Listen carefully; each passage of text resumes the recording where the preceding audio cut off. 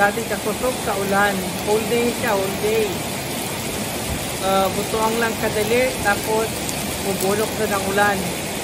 Hinungdan, libaha ang palibot. Hinungdan niya ang tubig, disulod na sa akong balay. Oh my God! For my 20 years of existence diri sa Thailand, kaduhan na kita sundan ng tubig akong balay tungkol sa ulan. Okay? So this is it.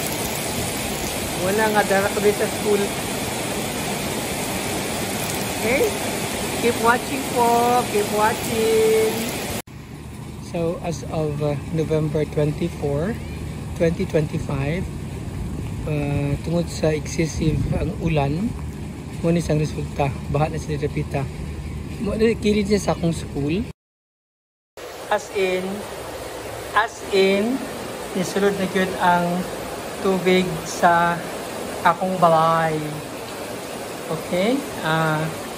So, patong lang. Dapat ipatong. Nakapatong lang ang mga kapapagulap sa gawas.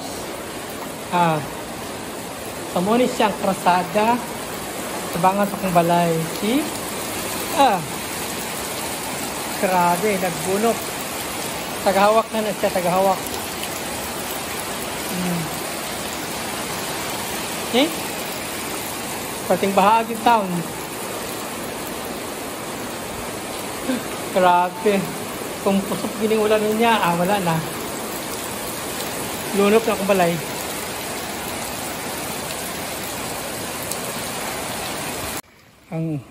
Muna siyang kanal. Ang kanal sa diri sa akong street. Niluy kayo mga balay doon sa kanal. Grabe sila ang tubig. So kanigit silang mga apektuhan pirmi basta magbaha. Tagahawak nilang tubig kaya dito. Okay, so muna siyang kanal ng din. Pagka-sweet sa duhay sa kulan.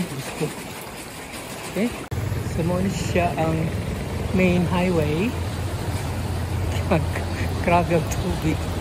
Muna siyang main highway na mo din. Okay, so dirigid sa muhang pinakagrabe. Taas kayong tubig dito sa mga kalye. Okay, taas cute. So ginabutangan nila ang mga ali na dili pagdian diya dapita kay lalom ng tubig na muna siyang main nga kalye na main road sa Kwang Street. So muna Kwang Street. Okay. This is my street going there. Lunok. Okay.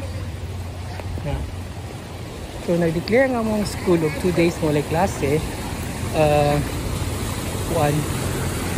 24 and 25. Pero I am sure nga 1 week yun nga like klase. Okay, sa mo siya.